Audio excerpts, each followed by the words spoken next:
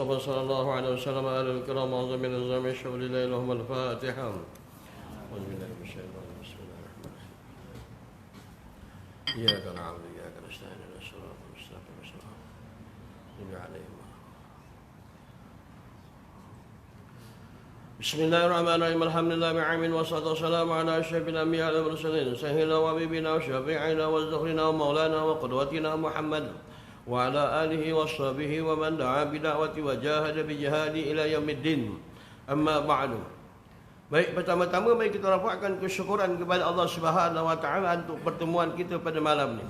Yang nak membincangkan sebersikit di antara asas daripada ilmu tasawuf supaya dalam keadaan manusia mengerti dalam perjalanan kehidupan hidup di atas muka bumi Allah ini. Pertama-tamanya dalam keadaan kita nak kena faham bahawa pada manusia ini dalam keadaan ada tugas yang Tuhan bagikan di atas dunia. Seperti mana saya ulangkan kepada tuan-tuan, tidak aku jadikan dunia dan alam ini melainkan untuk kamu, hei sekalian daripada manusia.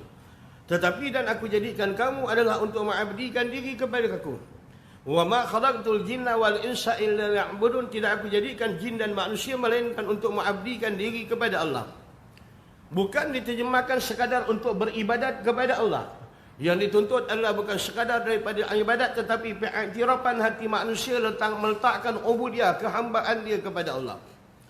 Pasal ada di kalangan manusia yang melakukan akan ibadat kepada Allah Ta'ala, tetapi masih tidak mengiktiraf diri dia sebagai seorang hamba. Dia merampasnya mahkota ketuhanan, yakni sifat membesarkan diri itu adalah antara mahkota Tuhan. Adapun selendang Allah itu dinamakan riya, adalah di antara milik mutlak Tuhan. Dua perkara ni tak boleh disentuh oleh manusia, dia menjadi pantang larang bagi hak Allah Ta'ala. Seperti mana saya maklumkan pada tuan-tuan, Iblis duduk dalam syurga, dia tak minum arak, dia tak berzina, dia tak jumpa sajat, dia tersasul pula, dia buat hal keadaan, dia tak buat kerja-kerja keji, dia tak buat apa-apa kerja kemungkaran dan sebagainya. Sekadar di antara dua kesilapan yang dilakukan oleh Iblis la'natullah pada ketika itu. Yang pertama, tak hendak tunduk dia kepada Nabi Adam AS. Kemudian yang kedua, aba wastakbarah, lalu ada sifat takabur dalam hati dia. Takabur merupakan pakaian mutlak ketuhanan, tidak boleh dipakai oleh manusia. Kalau mengikut dalam satu hadis kursi di mana Allah Subhanahu wa taala berfirman, barang siapa yang beramal ia ada sebesar biji sawi, sifat riak dan takabur ada di dalam hatinya, maka tidak aku tidikkan akan dia, bahkan lebih najis daripada bangkai babi dan anjing lagi, tuan-tuan. Maka nak kena jaga penyakit ni. Nak kena jaga dan nak waspada di antara penyakit mazmumah, riak dan takabur, ujub dan sum'ah. Yang ini merupakan perjalanan dalam ilmu tasawuf. Jadi ibu-ibu dan bapa-bapa yang dirahmati Allah, dalam kita berusaha nak berjalan kepada Allah Ta'ala, setelah dibekalkan kepada ilmu, ilmu itu satu tuntutan, dia tak boleh tidak. Dia mesti dalam keadaan wajib ada ilmu dalam dia nak beramal. Pasal kalau manusia, kalau dia faham tentang firman Allah Ta'ala dalam Al-Quran, wa mal hayatud dunya illa mata'ul ghurur. Tidak ada kehidupan di atas dunia ini melainkan satu kehidupan yang seronok dan memperdaya. Seronok pagi-pagi kena sarapan roti canai banjir. Seronok pukul 10 korang duk kena mi lagi. Seronok kan pukul 12 hari, pukul tengah hari kan makan lagi. Seronok petang kan cari cucuk kena makan sarapan petang. Seronok malam kan tak dia kata makan lagi. Kot ada lagi kan ada orang kenduri, ditibainya lagi korang. Ni sebab seronok. Bila ada duit pergi melancong luar negeri, bila ada duit berkelah anak beranak tepi pantai, pakai sepeda batik baring atas pasir. Banyak cerita seronok lah ni, cerita seronok. Kadang-kadang makan ikan bakar, pergi kat pantai makan ikan bakar. Nak panas lagi makan duk atas bara tu. Dia lagi seronok lah kalau nak fikir begitu. Maknanya dia perasan perkara tu. Ya, dia fikir dia tak buat perkara yang haram. Lalu dia rasa keadaan diri dia dalam keadaan dia betul. Maksud gurur ini adalah perkara yang memperdayakan manusia hingga dia terlupa kenapa dia dihantar di atas muka bumi Allah dan kenapa apa tujuan dalam keadaan dia dihantar di atas dunia ini. Ini maktaman aina tapa min aina ila aina, daripada mana dan nak ke mana kita ini tadi. Allah hantarkan dalam jasad kita, jasad yang tercipta daripada 4 anasir, air, api, angin dan tanah. Ini dalam dia ada mengandung satu rahsia Tuhan yang menamakan roh. Roh merupakan milik Allah yang dicipta daripada latifatul rabbaniyah, yang digelarkan dia roh, yang digelarkan hati, yang digelarkan dia akan akal. Dia ada dalam jiwa manusia. Orang tanya apa matlamat hidup? Dia merupakan hantaran roh kepada jasad manusia, di mana roh memegang amanah di atas muka bumi Allah. Jasad cukup masa dan ketikanya, bila tiba saja hal keadaan elikat, padam tiba-tiba.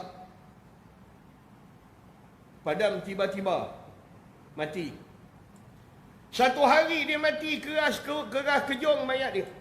3 hari dia mati, mula dalam keadaan badan dia mengelembung. 5 hari dia mati, mata dia akan mengeluarkan ulat. Kudat rongga-rongga akan mengeluarkan ulat yang kecil. Hari yang ke-7 dia mati, perut dia akan pecah dan ulat yang ada dalam ni menghabiskan daging-daging yang berada di luar ni. Dalam tempoh 40 hari selesailah yang bernama daging. Dalam tempoh 100 hari selesailah yang dinamakan tulang-tulang yang lembut-lembut ini, tuan-tuan. Jasad kita ke mana? Jangan dihiaskan jasad sekadar dalam keadaan tidak berserta dengan batin. Menunjukkan pada dasarnya dia merupakan ahli ibadat. Menunjukkan pada dasarnya dia merupakan orang yang banyak beramal. Pada hakikatnya batinnya tidak pernah teraju untuk pergi kepada hadrat Allah dalam merasakan kehampiran dengan Allah. Maka dengan sebab itu illa mata, melainkan satu keseronokan al-ghurur, dalam keadaan yang memperdaya. Apa tengok hasil daripada perdaya yang datang daripada dunia? Hasil dia lah. Hasil daripada hal keadaan hasil daripada ghurur, terpedaya daripada dunia. Bila orang yang dah bekerja, tiba-tiba dalam keadaan dia pencen. Bila pencen dia pun pergi umrah, dia pun pergi haji. Balik pada haji pakai serban, jalan pun macam unta Baghdad, gedegak-gedeguk, gedegak-gedeguk, gedegak-gedeguk dia berjalan.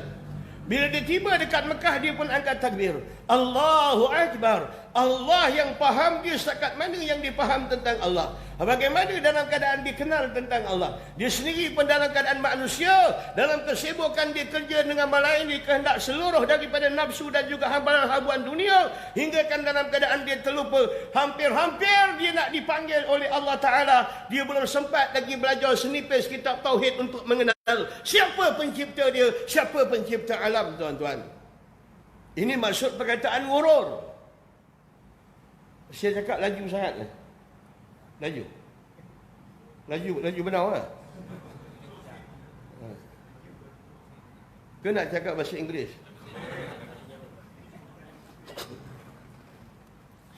Maka itu tujuan dia. Baru kita nampak di mana ghurur.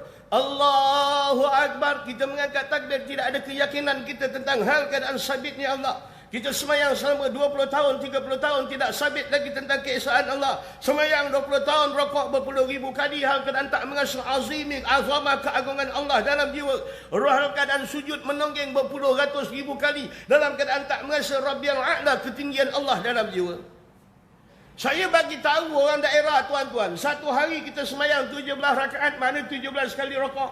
Satu bulan kita rokok, hal keadaan lebih kurang 210 kali kita rokok.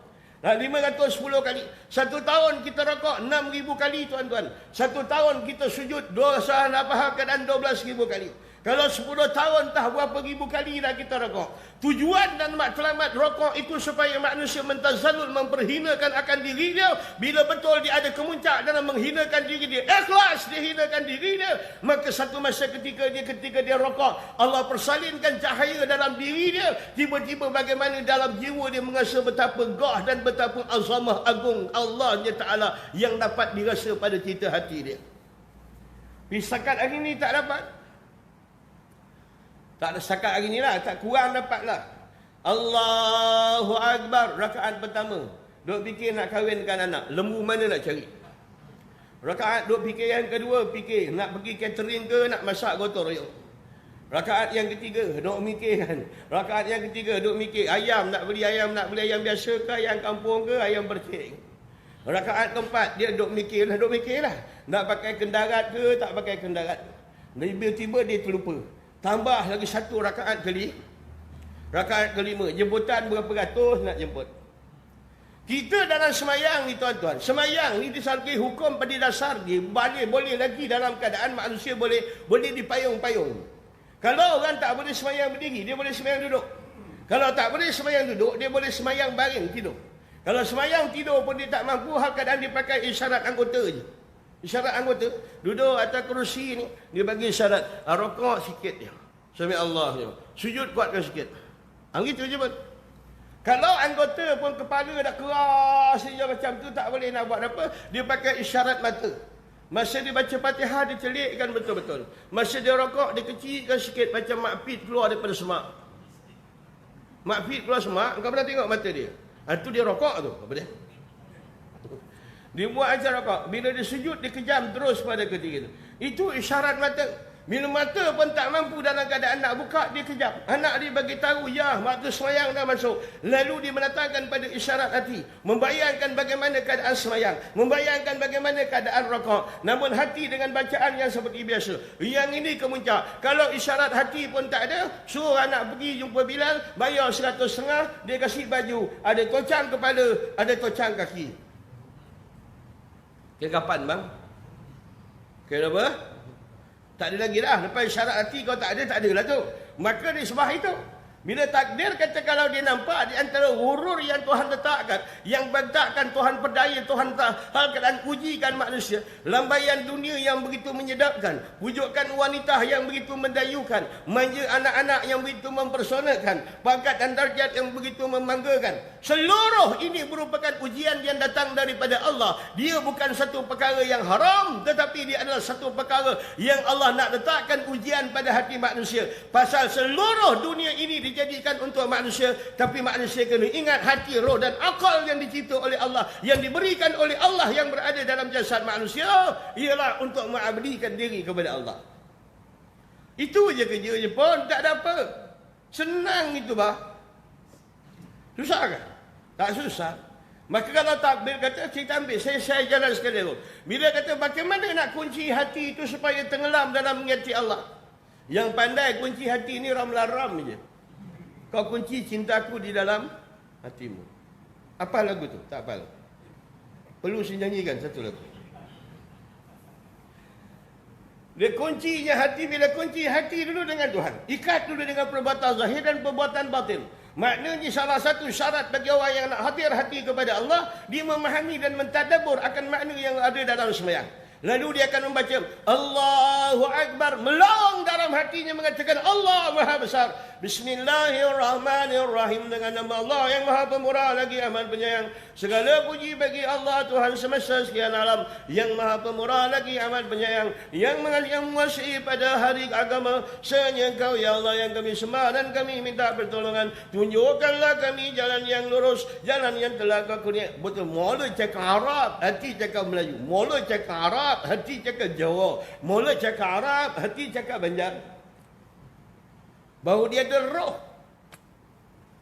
Baru pujian tu dia ada roh. Kalau kita puji, kita tak faham, dia tak ada roh. Cuba kau nyanyi Hindustan depan bini kau malam ni. Oi. Tak ada kerja kan? Balik nyanyi Hindustan. Menyanyilah bergolek-golek bawah katil, berayut dekat kipas, pusing-pusing. Nyanyi Hindustan. Hindustan biasa lah tu. Lepas tu suruh anak pancut air hujan konon ni. Buat macam cerita Hindustan buat. Tiba-tiba bini kau tanya, abang menyanyi lagu tu abang faham tak? Tak faham. Yang abang tergolek-tergolek suka tu apa hal? Tah lagu tu cerita mati ke? Tah lagu tu cerita sedih ke? Yang abang menyanyi tergolek-golek macam orang suka apa hal? Maknanya satu kerja yang tak senonoh. Bila dia melakukan satu pujian yang dia tak faham tentang hakikat pujian. Maka dengan sebab itu dia nak berjalan dalam kaedah beramal kepada Tuhan ini, jasad itu mentaati seluruh daripada antara aturan syariat. Allahu Akbar, pegang pada rukun yang 13. Sedangkan hati dalam keadaan mula, dalam keadaan ketika dibaca Alhamdulillahi Rabbil Alamin, maka akal akan menterjemahkan makna dia pada ketika itu. Alhamdulillahi Rabbil Alamin. Maka pada ketika itu hati akan, pada ketika itu zauki perasaan akan cuba menyelam bagaimana seluruh alam yang besar ini hal keadaan penguasa dia ada Rabb yang ialah Allah Subhanahu Wa Taala. Alhamdulillahi Rabbil Alamin. Yang pujian itu tadi dia keluar daripada perasaan manusia bila dilihat bagaimana kecanggihan petala langit dan petala bumi dan seluruh daripada alam ini. Bila dia mengatakan memang tidak ada makhluk yang mampu dalam laksana demikian, maka dihemburkan pujian Alhamdulillahi Rabbil Alamin. Segala pujian memang mutlak bagi Tuhan pencipta alam. Jauh lagi semayang ni bang. Pasal Junaid al-Baghdadi rahimahullah ta'ala yang usia dia ketika 73 tahun. Junaid al-Baghdadi adalah seorang wali besar yang dia menggunakan wuduk isyak sampai kepada waktu subuh. Dan dia beramal selama 40 tahun, dia tak pernah tidur malam, tuan-tuan. Junaid al-Baghdadi rahimahullah ta'ala. Kalau dibagikan di antara batasan-batasan bagaimana dalam keadaan pelaksanaan melakukan ibadat ini, banyak cerita dia bang.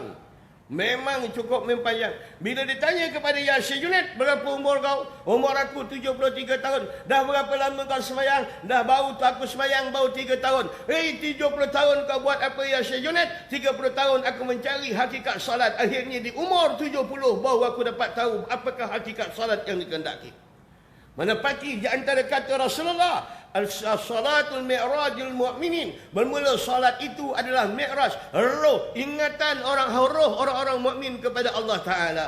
Allahu Akbar. Ditinggalkan akan jasadnya di dalam masjid, sedangkan ingatannya dipautkan dia kepada Allah. Ini cara kaedah semayang yang dituntut. Belajar dulu pelan-pelan ni. Bukan boleh buat sekali agung. Wali tu buat 70 tahun, takkan kita boleh buat 70 minit. Pasal dia ada benda yang sangkut-sangkut dia nak kena buang. Kita ni berjalan kat Tuhan mudah, tapi yang sangkut ni banyak. Tersangkut ni banyak.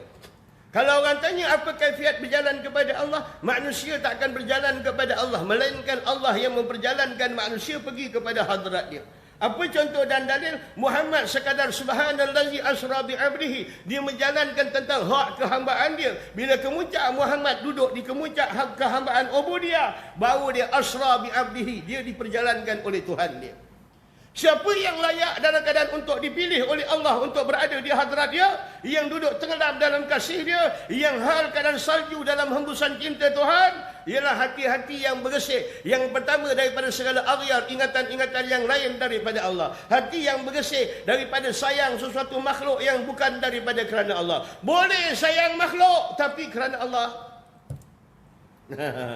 Memang pasal sayang ni dibentuk umum. Kita kalau anak mati pun kita sedih, sayang. Kambing pun kalau anak dia mati, dia sedih. Satu anak kambing dia kena langgar depan mata saya. Masa saya nak pergi mengajar, keluar rumah 5:30. Anak kambing tu kena langgar dengan kita. Mak dia duduk mengembek, duduk sebelah dia, pusing. Sampai saya balik daripada kuliah, saya duduk Negeri Sembilan, saya balik dalam keadaan ke Melaka. Pukul 11, pukul 12, ibu kambing tu masih lagi berada ketika menunggu di antara anak dia supaya panggil lagi anak dia pada ketika itu. Kalau sekadar manusia mengatakan kasih dan sayang di sesama manusia boleh terhijab dengan Allah, maka binatang tak terhijab dengan Tuhan, tuan-tuan. Pasal itu semua Tuhan kasih. Manusia hilang, orang dikasih pun dia menangis, kambing pun begitu. Manusia kalau orang usik anak dia pun dia bersilat, kambing pun, lembu pun. Cuba lembu lepas beranak, kau pergi junjung anak dia. Kalau manusia nak mengatakan dia marah orang usik anak dia, binatang yang sekali meneran 12 ekor keluar tu, dia pun dalam keadaan bila kau usik anak dia, kau cederakan anak dia, dia akan mengamuk. Nisbah sayang dibentuk umum. Faham? Tak percaya, balik kan kau tanya bini kau. Oh, mak kau. Mak kau, pinggan mangkuk dalam almari ni banyak benar lah. Apa kata kita ambil satu set ni, kita wakaf kat masjid? Atau kita kasih pada ibu tunggal yang banyak anak yatim? Nanti dia akan jawab apa? Oh, janganlah bang, sayang. Maknanya, engkau pun dia sayang, pinggan mangkuk pun dia sah. Kau perasan tak ni? Oi. Kalau setakat sayang ni, kita dengan pinggan mangkuk setara. Oi. Kita dengan pinggan mangkuk setara. Itu. Bini dia kata, bang, motor buruk ni abang, motor buruk ni bersih buruk pun tak nak lah bang. Kasih je lah menantu kita tu, biar dia bawa pergi menoreh getah. Oh, jangan, sayang aku cukup sayang motor ni. Maknanya akak pun dia sayang, motor buruk tu pun dia sah. Maknanya akak ni setara motor buruk je. Yang laki-laki tadi setara pinggan mangkuk je. Sayang dia boleh pelbagai-bagai. Tapi syarat yang Allah tak melarang manusia berkasih sayang bahkan dituntut. Apa yang dikehendaki adalah sayang kerana Allah. Sebab itu bila jumpa orang sekali-sekali, salam dengan orang, aku sayang kau kerana Allah. Perkataannya sunnah dilafazkan. Apa maksud sayang kepada Allah? Kita akan terus sayang kepada isteri kita selagi mana dia tak durhaka kepada Allah. Kalau seandainya cuba bagi tahu kepada bini, aku akan sayang kau 120% seandainya di antara kau tidak durhaka kepada Tuhan yang aku sembah selama 40 tahun. Apakah di antara artinya sayang? Kalau kita kata kita sayangkan kepada bini, sedangkan bini keluar tanpa pakai tudung, pakai pula seluar ketat-ketat, anak dara pun keluar baju nampak pusat pula berpusing-pusing dan macam kuih boroko. Kemudian anak durhaka kepada Allah, kita terus sayang kepada dia. Isteri yang durhaka kepada Allah, kita tetap sayang kepada dia. Yang ini sayang yang bawa kepada 6 jahanam punya sayang, tuan-tuan. Oi. Nabi Nuh tak sayang anak ke? Oh, apa kau? Nabi Nuh tak sayang anak ke? Nabi Nuh tak sayang bini ke? Allah perintahkan bini Nabi Ibrahim AS, kau pergi atau bini kau tengah-tengah padang pasir. Oi. Oh. Nabi Ibrahim tak sayang bini ke? Tak sayang bini Siti Hajar ke? Ada bayi pula kecil pada ketika itu pula, dia suruh tinggal pula dengan mak dia tengah-tengah padang pasir. Nabi Ibrahim tak sayang anak ke? Oi. Kemudian tiba-tiba dia mimpi pula, sembelih anak engkau. Nabi Ibrahim tak sayang anak ke? Dia tetap mentaati perintah Allah walaupun di antara barang yang diperintah oleh Allah itu mengugat kasih antara dia dan isteri dia, mengugat kasih antara dia dan anak dia, mengugat harta dan kasih dia dengan harta dia. Atas dasar perintah Allah ditetap laksanakan pada ketika itu. Ini membuktikan bahawa sayang kerana Allah. Okey bang, ya. Sayang bini kerana Allah. Selagi bini tak durhaka lah. Kalau bini pakai ketat sini, ketat sana, ketat sini, terjongkit sana, sebengkal sana, lelaki pun tetap kata, oi, cun lah awak, saya sayang awak. Bini durhaka kat Tuhan kau sayang. Mana lebih mutlak? Kul in kana aba'ukum wa auladukum wa ashiratukum, ayat tu panjang. Katakanlah ya Muhammad, adakah di antara kau sayang bapa-bapa kamu? Adakah anak-anak kamu? Adakah isteri kamu? Adakah kaum kerabat kamu? Adakah kenderaan kamu? Adakah perniagaan kamu? Yang kamu kasihkan lebih daripada Allah dan Rasul. Wa jihadin fi sabilillah, dan berjihad pada fi sabilillah. Fatarabbasu, kau jaga, kata Tuhan, hatta ya'ti Allahu bi amri, sehingga Allah datangkan hukuman dan perintah. Sini bukan Allah marah sebab daripada manusia durhaka kepada bermaksiat, tapi sayang anak, sayang bini, sayang harta, sayang pangkat, sayang, semuanya hal keadaan melebihi daripada Allah dan Rasul. Maka Tuhan kata jaga, fatarabbasu. Faham bang? Lepas tu baca Quran ni dia kena sedap, dia ada terjemah. Tak terjemah dia tak sedap. Mula-mula baca mana cara nak kunci semayang? Kunci semayang dulu dengan bacaan dalam semayang. Beli buku terjemahan semayang. Belajarlah, tak apa, walaupun umur dah 70 tahun, 80 tahun. Janji setiap kali kita semayang, kita tahu dialog hati kita dengan Allah.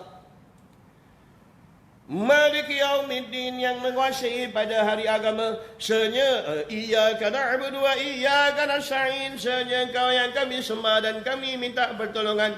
Senya Engkau yang kami sembah dan senya Engkau kami minta pertolongan. Bila cakap aku dengan kau ni jauh ke? Dalam bahasa Malaysia lah. Kalau tak silap aku lah, arwah cikgu aku jauh. No, kalau dia katakan aku dan kau ni orang pertama dan kedua. Syarat dia bercakap, dia mesti berhadap, mesti berkhitab, mesti berdialog. Itu syarat dia lah. Kalau mengikut bahasa Malaysia punya undang-undang. Begitu cara dia.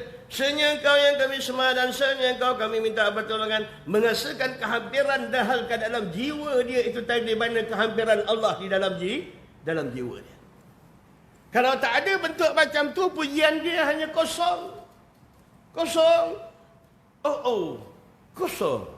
Najwa Latif. Faham? Kosong. Tak ada apa. Bila tak ada, dia rasakan kehampiran. Iyyaka na'budu wa iyyaka nasta'in, hanya Engkau yang kami sembah dan Engkau sahaja Engkaulah kami minta pertolongan. Merasakan dekat. Bak kata askar tentera dan muda-muda dulu, masa lepas dia bertunang, kemudian dia kena pos tengah-tengah hutan, dia tulis surat di tengah-tengah hutan, walaupun abang berada jauh beribu kilometer, namun kau tetap di hati. Tak gitu? Kau jangan nak sorokkan percintaan kau depan aku. Walaupun kita berpisah jauh berkilometer, namun kau tetap dekat di hati. Begitu saja. Sampai satu mabuk dia kata, abang tak boleh nak pergi ke mana-mana. Di mana-mana saja abang toleh, abang melihat hal keadaan wajahmu berada di mana-mana. Di pokok jambu ada wajahmu. Dekat duri-durian ada wajahmu. Abang nak makan pun tak boleh, dalam masam pedas ada gambar kau. Dah berapa hari abang tak buang air, dalam mangkuk jamban pun ada gambar kau. Itu istilah bahasa cinta. Walaupun jauh di mata tapi dekat di hati. Ini ayat bukan untuk manusia, ini ayat untuk Allah. Allahu Akbar. Walaupun Allah itu tiada jelas dan kejelas di mata, namun dia tetap dekat di hati.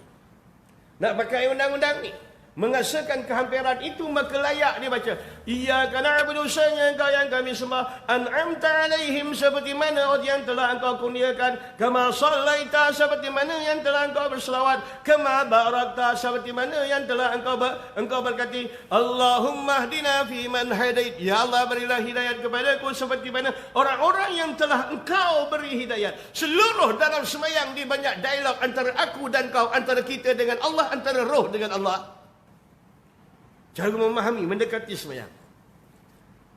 Ya, pelan-pelan anda faham. Bukan boleh faham, belajar kerja kita, faham kerja Allah. Faham? Janji belajar.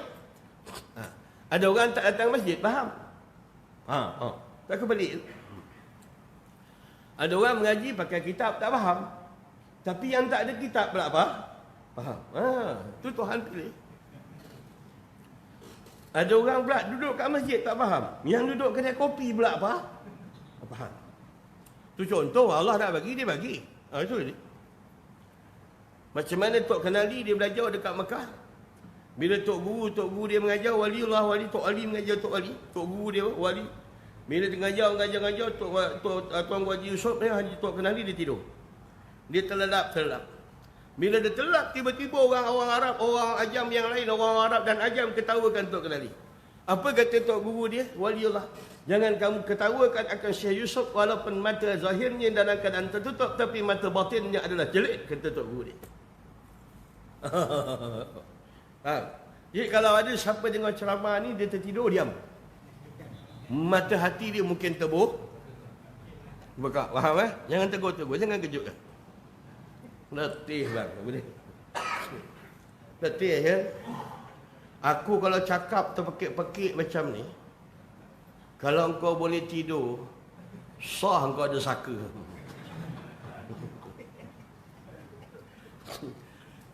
Pasal aku punya suara ni, setan pun takut tau.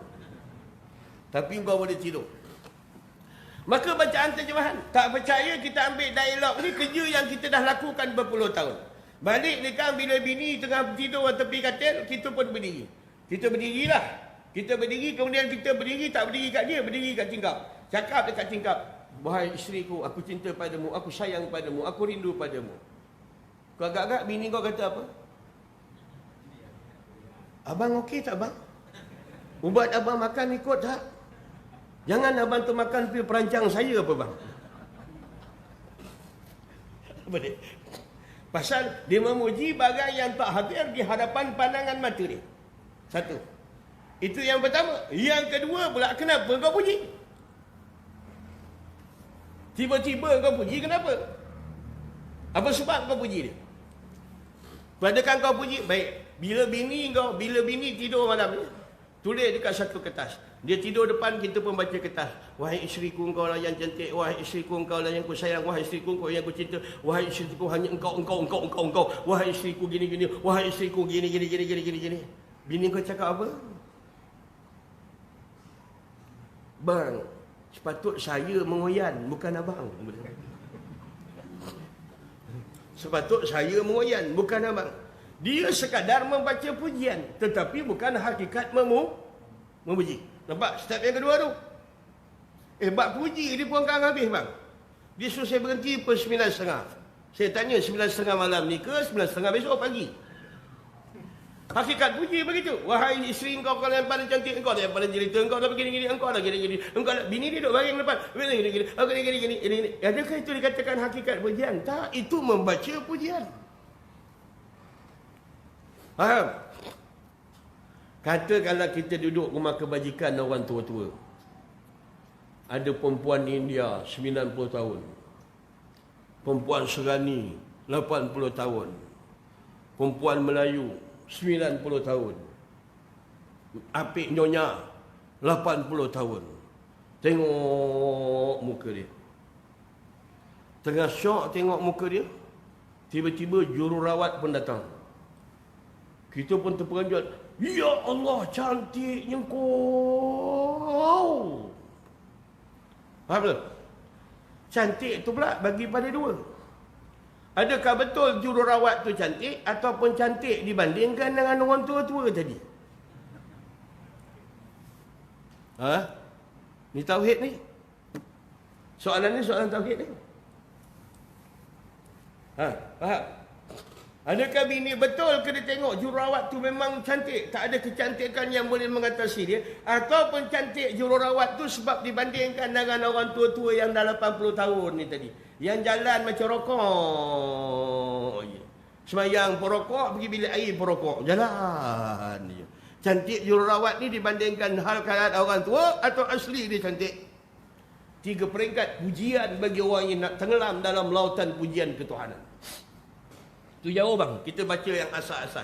Baik, kita tinggalkan balik. Maka itulah dia kembali balik pada roh, kembali balik pada jasad. Hal keadaan duduk dia di dalam itu tadi, hal keadaan dibawa dia beramal. Ada persantapan bagi jasad itu makanan yang disediakan oleh Allah. Daripada nabatat, tumbuh-tumbuhan, daripada hayawanat, binatang-binatang, daripada hal keadaan benda yang dihalalkan oleh Allah. Ada persantapan roh itu tadi ialah hal keadaan ketenangan. Kesantapan roh itu hal keadaan kedamaian. Kesantapan roh itu dalam keadaan aman dalam memuji Allah, damai dalam memuji Allah, tenang dalam memuji Allah, hal keadaan berhadap menghasilkan khusyuk dalam memuji Allah. Yang ni santapan bagi roh. Memang dia ada di dalam ni. Bila kita mati dia pun keluar. Dia keluar. Jasad ni tak apa hari masuk aja dalam kubur. Bila mana hal keadaan orang mati ni tuan-tuan, bila balut saja kain kapan tu bila dibalut saja, roh akan menjerit celah kain kapan. Roh berada di celah kain kapan, kata Rasulullah. Bila tiba saja dalam kubur pada ketika itu, maka kembalilah roh tu hal keadaan masuk balik ke dalam jasad.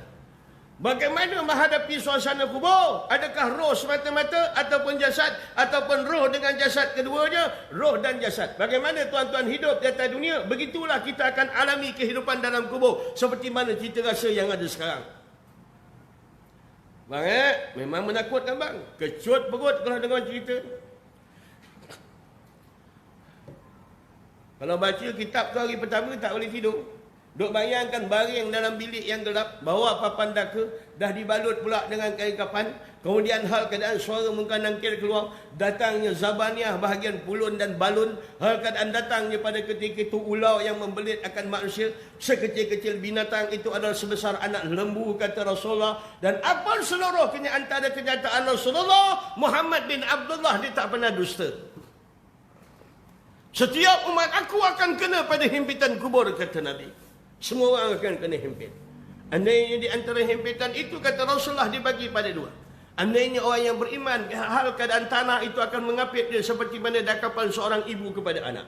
Andainya bagi orang yang pernah meninggalkan semayang, tak pernah qada semayang, dia duk reka semayang sunat, tak rajin nak qada semayang, maka dia akan dikapit. Lalu Rasulullah mengisyaratkan di antara selangka manusia akan terjadi begini, antara selangka kiri dan selangka kanan. Lalu mengangkat Rasulullah dengan tangannya beginilah, selangka akan berselisih dalam kubur bagi orang yang banyak meninggalkan semayang, yang masih belum qada semayang lagi. Qada semayang bang. Jangan leka ke yang sunat-sunat. Ya. Semayang. Zaman Pop Ye banyak tinggal.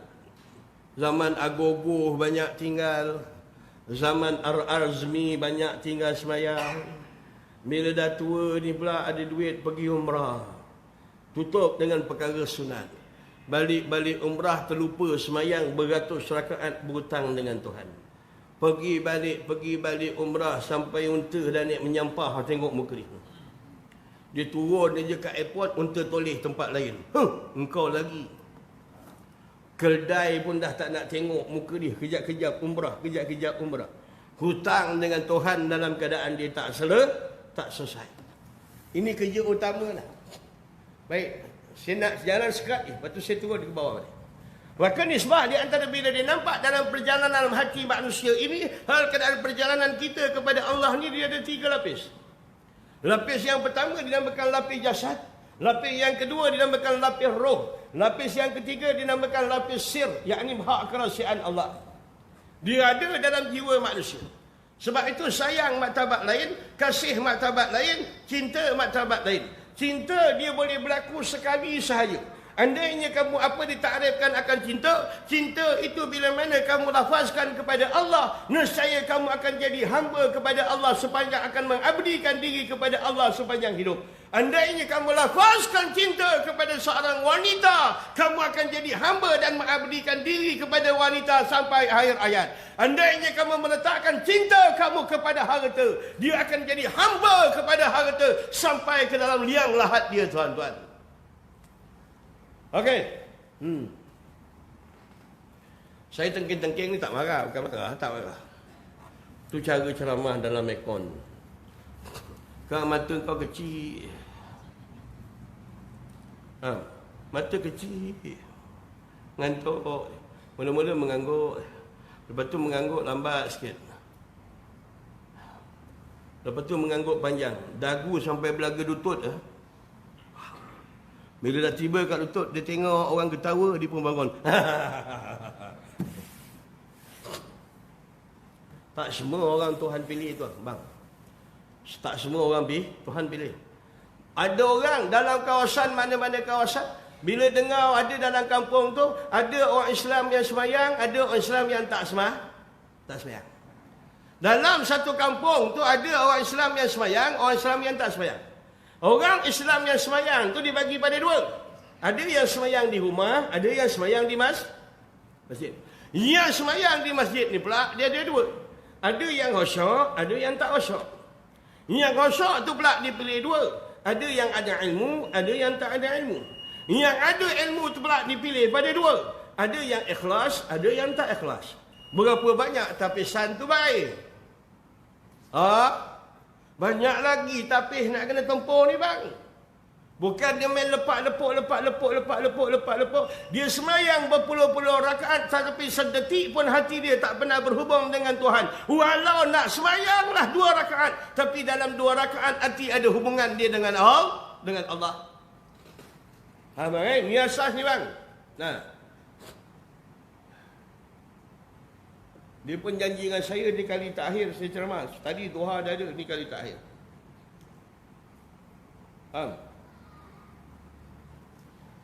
Bila dah nampak dalam bila masuk saja pada jasad ini, mula-mula daripada kita yang mula-mula ni, daripada tak beramal nak pergi ke beramal. Kita dah kekal belum beramal, dah rasa sedap belum beramal. Soalan ni pertama. Di antara yang pertama, kalau peringkat hal keadaan semayang 5 waktu, adakah kita dapat semayang di masjid? Adakah kita dapat solat berjemaah? Ada tak kita dapat takbiratul ula? Ada tak di antara kita dapat menunggu semayang dengan tahiyatul masjid? Adakah kita peringkat 50 tahun, 60 tahun qabliyah dan ba'diyah kita lakukan? Ada tak dalam peringkat umur 40 tahun dan 50 tahun dah ada wirid khas yang khusus yang kita tak akan tinggalkan walau apa pun terjadi? Kalau dah umur 40 tahun, 50 tahun, tidak ada satu wirid pegangan dia untuk membekalkan pelayaran dia dalam di antara lautan akhirat, minta berlindung dengan tuan-tuan, minta berlindung dengan Allah. Peganglah walaupun satu wirid sampai ke kain kapan. Faham? Itu amalan yang zahir. Pergi pada seluk teroka pula pada yang batin. Engkau pergi sembahyang masjid. Adakah ketika sembahyang hati engkau terikat dengan Tuhan? Ketika engkau berwirid, hati engkau terikat dengan Allah. Ketika engkau berdoa, hati engkau bergantung berpaut kepada Allah. Ketika dalam keadaan engkau berzikir, keadaan hati engkau tenggelam tidak dalam mengerti Allah. Dia lapis kedua. Ada orang dia beribadat, dia tetap beribadat, namun dia tak pernah rasa sedap dan lazat berhubung dengan Tuhan. Yang ni banyak. Bang, bila ibadat tak kenal pencipta ni, tahu, dia akan jadi boring. Memang boring ibadat tak kenal pencipta. Dia mengaku dia Islam, tapi bila imam baca ayat Quran panjang sikit dalam sembahyang, dia mula dalam keadaan resah. Dia akan jadi resah pada ketika itu pasal imam baca ayat yang terlalu panjang. Dalam keadaan sebab yang pertama dia tak memahami Al-Quran, yang kedua bila mana hakikat solat itu tidak dapat dalam keadaan dituntut, ayat Quran yang dibaca panjang bukan menghilangkan kerinduan dia bila imam membaca mesej daripada Allah yakni Al-Quran, bahkan membosankan akan dia. Ya bang? Tak pula kalau imam baca seketul-seketul. Baca pagi Jumaat, Alif Lam Mim Tanzilul Kitab la raiba fihi. Baca doa, baca Alif Lam Mim sajadah, telengguk. Ayat tu ada 30 ayat ni. Imam kena sumpah mau 300 ke? Sebab itu kalau bulan puasa orang kata sembahyang pakai al-hafiz, ini semua wayang baik. Selagi Melayu tak memahami akan Al-Quran, dia tak akan tenggelam dalam kelezatan dalam beribadat kepada Allah. Hari pertama sampai hari 10, ambil Al-Hafiz. Ambil daripada Masjidil Haram. Masjidil Haram dah habis imam dia, ambil Masjidil Halal. Ambil apa? Masjidil Halal, ambil. Malam pertama, malam ke-10, penuh masjid. Tengok Al-Hafiz tulis, penuh.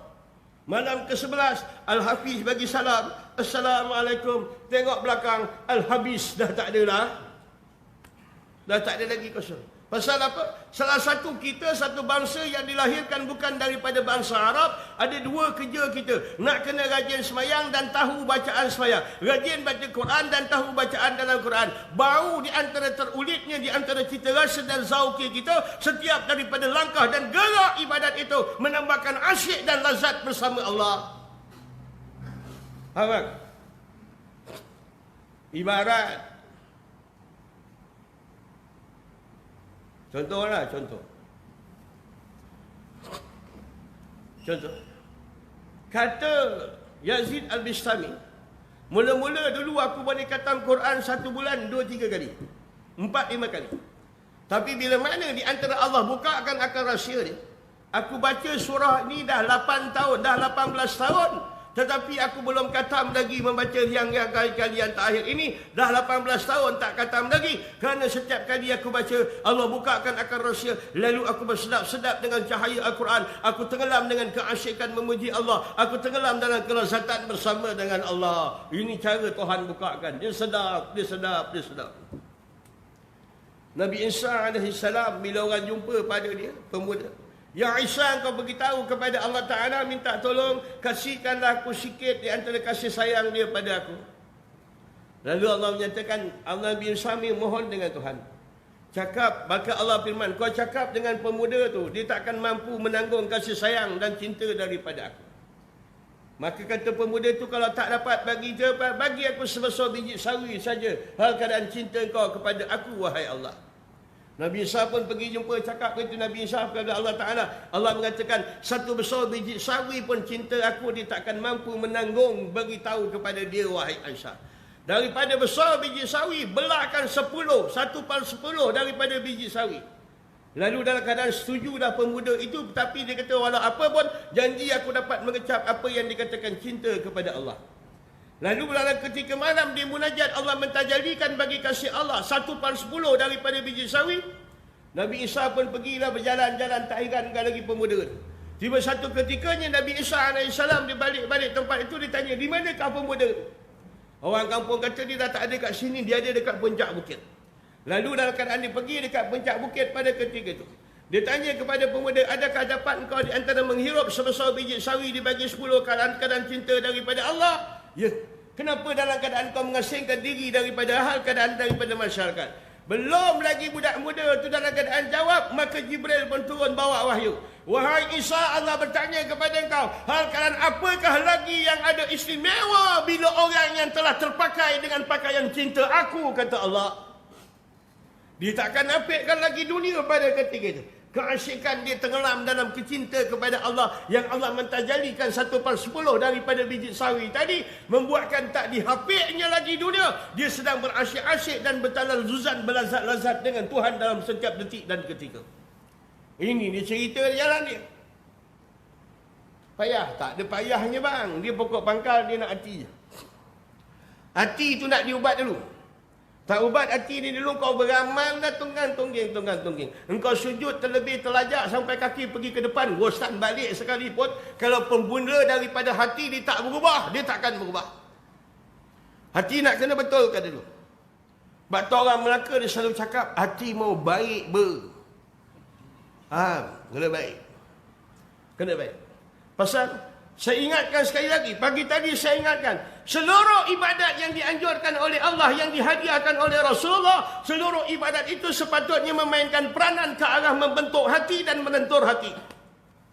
Kalau ibadat yang zahir tak boleh melentur hati, makin banyak semayang makin berlagak dalam masyarakat, makin banyak semayang makin gila ketua dalam masyarakat, makin banyak semayang makin gila pada pujian manusia, makin banyak semayang gila pada kemasyhuran nama dalam masyarakat, makin banyak semayang makin tamak kepada harta, makin banyak semayang makin banyak bermusuh dengan manusia, makin banyak semayang makin kuat dengki dengan manusia, makin banyak semayang makin banyak bomoh yang dijumpa. Nampak watak dia ahli ibadat, tapi hati oleh kerana tidak berjalan menuju kepada Allah, ibadat zahir tidak mendatangkan kesan kepada hati manusia.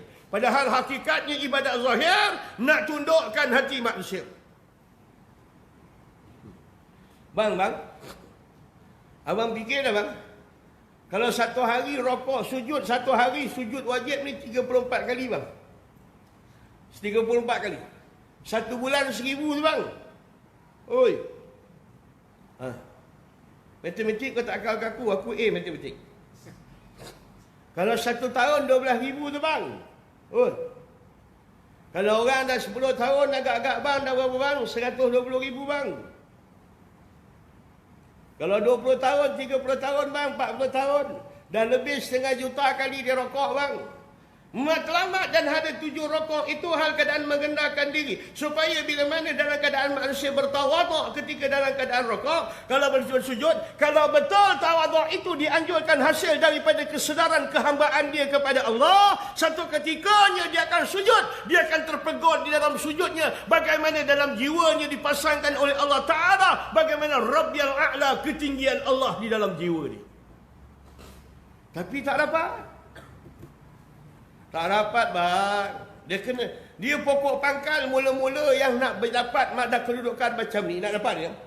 Orang yang dah 60 tahun, 70 tahun, dia kena cakap, mulai daripada ini aku nak wakafkan, aku nak letakkan i'tikadku bahawa aku nak berjalan kepada Allah, tak pedulikan pada yang lain. Kerana setiap daripada manusia sebelum dalam keadaan masuk dalam mahkamah besar Allah di yaumil mahsyar, semua orang akan kena tahanan reman dalam bilik gelap yang dinamakan kubur. Apa dia? Tahanan reman Tuhan. Tahanan reman tu apa dia? Dalam bilik gelap.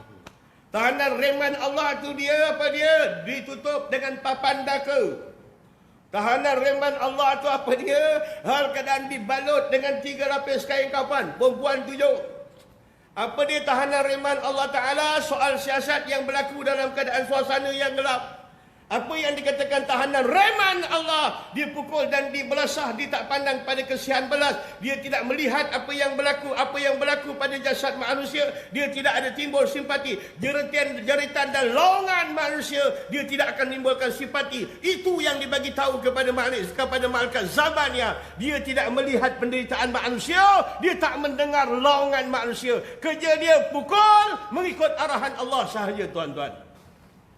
Kod mana? Lebay besar, lebay kecil, ulama besar, ulama kecil ke? Siapa saja pun, pangkat besar, pangkat kecil, sebelum masuk pada mahkamah besar di yaumil mahsyar, semua orang akan menghadapi tahanan reman dalam kubur, dalam bilik gelap, tuan-tuan. Ya Abu Bakar, wahai Abu Bakar, apakah yang menakutkan kau? Adakah kau takut di mahsyar? Tidak. Kenapa? Di situ orang ramai. Adakah kau takut di yaumil mizan, hari timbangan? Tidak. Di situ hari orang ramai.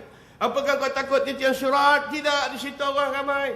Apakah yang menakutkan kau, ya Abu Bakar, wahai Abu Bakar? Yang paling menakutkan aku adalah tahanan reman Allah di dalam kubur, dalam bilik yang gelap, yang ditutup dengan papan, yang dibalut dengan kain kapan pada ketika itu, yang didatangkan juru soal yang tidak ada, yang tak ada simpati pada apa yang berlaku kepada mayat. Tuan-tuan, kalau dapat satu yang diviralkan, budak umur 10 tahun ke 11 tahun, perempuan. Budak ni dia punya rapat dengan mak dia. Mak dia tahajud diikut, mak dia witir diikut, mak dia sembahyang sunat diikut. Dia mati dalam usia 10 hingga ke 11 tahun. Bila dia tanam, buka tanam, setelah 3 minggu dalam keadaan dia ditanam, bapak dia bermimpi, minta kebenaran, gali balik kubur. Bila gali kubur, buka mayat anak dia dah umur 20 hari lebih tadi. Betul-betul sebiji macam budak tidur, berseri-seri wajah dia pada ketiga. Dipindahkan dia pada tempat yang lain. Lalu orang bertanya kepada bapak dia, kenapa engkau pindahkan kubur anak engkau pada tempat yang lain? Setiap malam sejak aku kebumikan anak aku tidak aman tidur. Anak aku dalam keadaan tiap-tiap malam dia datang menangis. Pindahkanlah aku pada kubur yang lain, wahai pada tempat yang lain, wahai ayahku.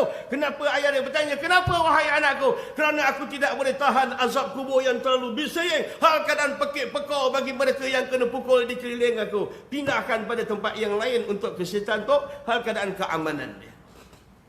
Nak bagi tahu orang lah, azab kubur tu ada. Faham? Azab kubur ni paling teruk kena pertama orang tinggal sembahyang. Yang kedua, orang kencing main-main. Kencing tak bersuci. Itu orang kencing tak bersuci. Bukan kaki kencing. Kaki kencing lagi teruk apa dia. Ini orang kencing tak bersuci. Dia lepas kencing tak ada nak cebok aje. Dia ngeledik-ngeledik. Dia buat hal dia je. Tak ada kata nak pergi istinja dengan kelapa sawit. dengan batang kelapa sawit kering ke. Tak ada dia nak istinja. Tak ada. Dia tak ada jenis orang tak bersuci. Yang Rasulullah pergi ziarah kubur, 2 yang kena balon teruk. Yang pertama tinggal semayang. Yang kedua kencing main-main. Itu perkhabaran daripada Rasulullah dalam hadis yang sahih. Nabi kata orang laki-laki ni kalau kencing, dia kena istibrak dalam keadaan dia kena berdehem. Lepas dia berdehem, dia kena pegang pada pangkal, dia urut. Perempuan ada, kalau tidak aku buat praktikal. Apa dia? Dia urut, 3 urut sekali. Lepas dia urut sekali, yang ini Nabi anjurkan, bukan saya anjurkan. Lepas tu dia berdehem lagi. Lepas tu dia akan urut sekali lagi. Lepas tu dia berdehem sekali lagi. Dia akan urut daripada pangkal, tarik sampai ke ujung. Sekurang-kurang urutan itu kata Nabi 3 kali. Nampak? Yang muda-muda. Yang tua-tua dia kan, dia kena sul-sul baul. Dia jadi masalah.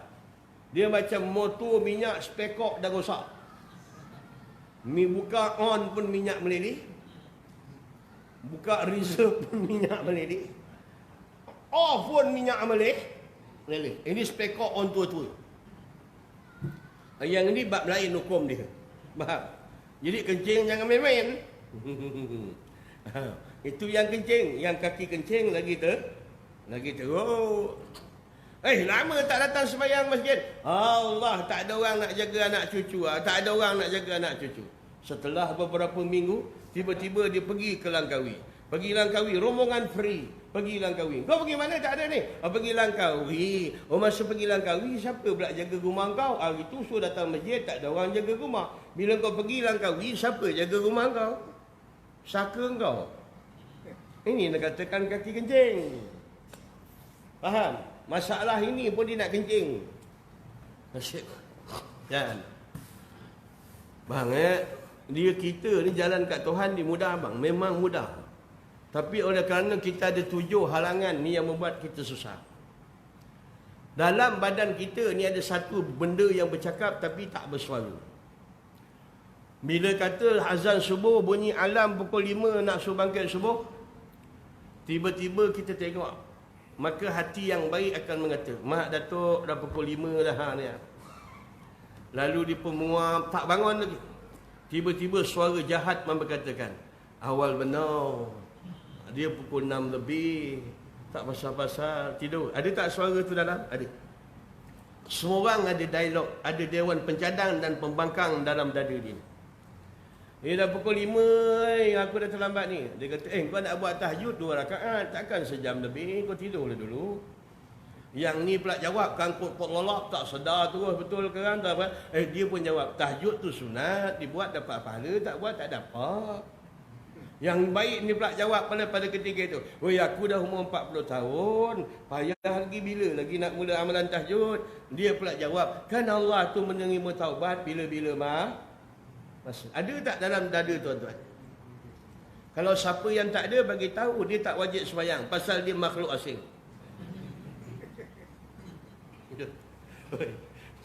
Dia ada di dalam, dia ada kat dalam ni. Semua orang besar serban macam aku pun ada setan dalam ni tau. Yang Tuhan namakan dia Khannas. Dalam ni allazi yuwaswisu fi sudurin nas. Kerja dia tukang was-waskan kita saja. Kemudian allazi duduk di mana? Fi sudurin nas, dalam dada kita. Orang kerja accountant, orang PhD bahagian accountant, orang kerja bank, jurukira bank, tapi nak ingatkan sembahyang 4 rakaat pun dia kantoi. Duit ribu-ribu dia boleh kira, dia boleh ingat, tapi sembahyang dia 4 rakaat dia tak boleh nak ingat. Dia masuk rakaat ketiga, 3-4, 3-4, 3-4. 3-4, 3-4. Nabi kata K3. Dia sembahyang. Masuk rakaat keempat, dia terfikir lagi pula. 4-5, 4-5. Dia pula fikir, mana ada sembahyang zuhur bodoh kau 5? Tak ada 5. Dia bercakap sendirilah. Ni bukan aku cerita, dia cakap sendiri. 4 ke 5? 4 kot, dan 4 kot, dan 4 kot. Dia ada tak kat dalam? Kerja dia was-was. Pengambil syaitan yang tak boleh ganggu manusia daripada berpaling kepada Allah Ta'ala. Kalau adanya manusia yang akan tenggelam dalam keadaan semayang, tenggelam dalam khusyuk dia dengan Allah Ta'ala, dan saya banyak di antara syaitan akan dilontarkan oleh iblis di tengah-tengah lautan. Denda dia. Sampai satu sahab dia punya takut ni syaitan ni bila orang semayang khusyuk, dan saat terakhir dia tak boleh lagi nak kacau lebay ni. Dia pergi kat punggung, dia pun tiup. Lebay pun rasa sejuk. Lepas tu dia baca-baca at-tahiyat tu, dia fikir, kentut tidak kentut tidak kentut tidak. Dah tak baca tahiyat, duk zikir kentut tidak kentut tidak kentut tidak. Kentut dia tarik bau. Kalau kentut mesti ada at-tahiyatul mubarakatus salawatul. Tapi berangin lah tadi. Assalamualaikum ayyuhan nabi wa kerja dia bukan nak suruh kau berhenti, nak suruh kau berbalik-balik je. Hati itu berbalik-balik je. Dia kerja dia membalik-balikkan hati. 4 ke 5, 4 ke 5. Kentut ke tidak? Kentut ke tidak? Kentut ke tidak? Allah, letih bang dia kerja kentut setan. Dalam badan kita tu dia ada. Kau ingat orang tua-tua ni, kau tengok orang tua-tua ni bila dia tengok perempuan amoy relax je ke? Oi. Orang tua-tua yang kau tengok warak wakrak. Dia tengok amoy putih tu, kau ingat dia diam ke dalam tu? Oi. Ha?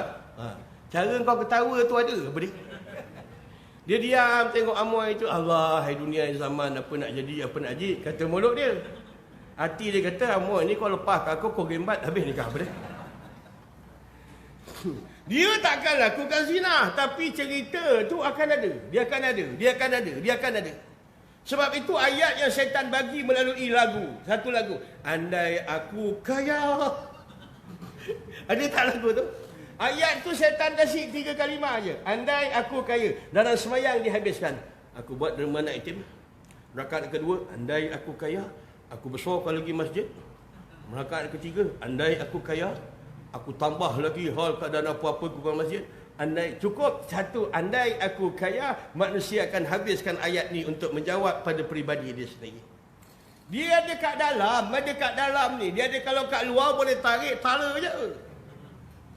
Syaitan, dia tak zahir, dia cuma bisikkan aja. Ada tak masjid tuan-tuan semayang kat rumah, dengan semayang Allahu Akbar, syaitan terjun daripada siling. Ada. Yang tidur terperanjat baik.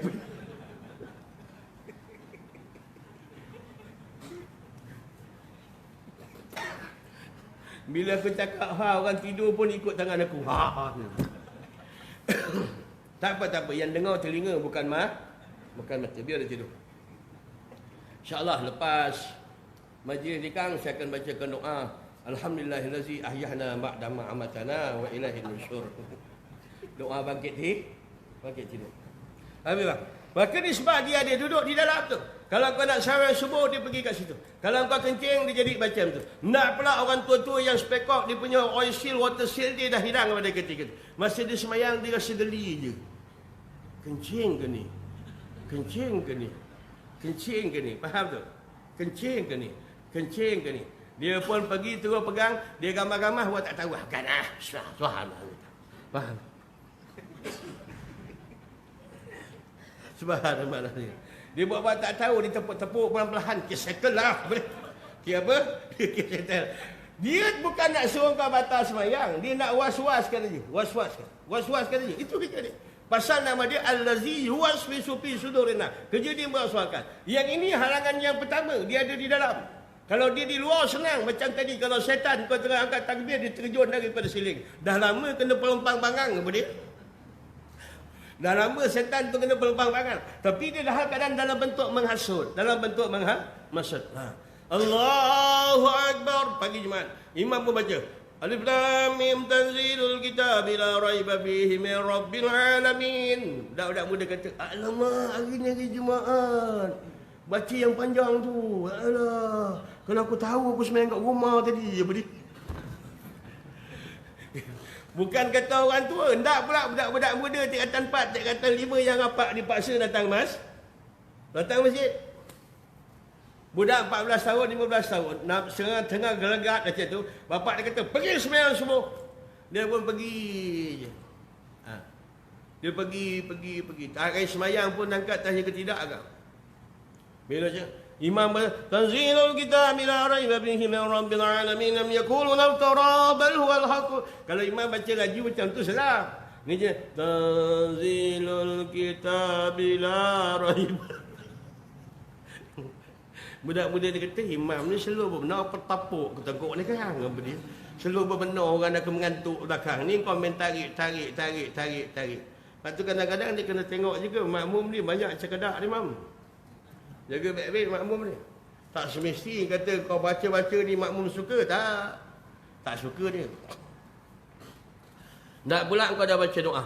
Rabbana atina fid dunya hasanatan wa fil akhirati hasanatan wa qina azabannar. Orang Melayu kalau kata Rabbana atina tu dah nak tutup betul. Dia akan tunggu perkataan wasallallahu. Imam dah baca wa fil akhirati hasanatan wa qina azabannar. Budak muda dah angkat tangan ni. Tiba-tiba imam tambah doa, Allahumma afina min kulli bala. Elah dia ni. Dah Rabbana atina tambah-tambah pula dia ni. Faham? Dah tatak kena maki imam apa dia? Ataupun Ustaz dah macam aku ni. Tengah-tengah ceramah. Jadi sekianlah dulu tuan-tuan. Saya rasa setakat ini wabillahi taufiq wal hidayah. Semua dah kembang.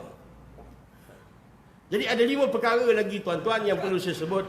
Alah, macam mana boleh dapat ustaz bodoh ni? Pasal kau dah cakap wabillahi taufiq, lepas tu kau langbong lagi ayat lah. Tak lain. Orang kampung dah tahu. Lepas Rabbana atina, kau jangan sambung lagi doa. Lepas wabillahi taufiq wa hidayah, kau jangan tambah nota lagi. Berasap kau dimaki makmum kau. Allah. Habis itu bisikan yang pertama didatang pada syaitan. Bila kau nak pergi dia timbul syak.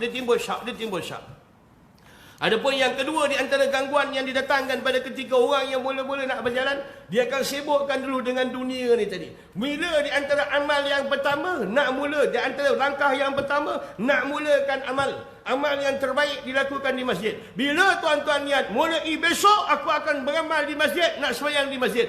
Dengan syarat tuan-tuan ada niat. Mulai besok aku nak beramal di masjid, nak sembahyang 5 waktu di masjid, aku nak buat semuanya adalah kerana Allah. Kau tengok 2-3 hari tuan-tuan beramal sedap di masjid. Lepas tu didatangkan ujian.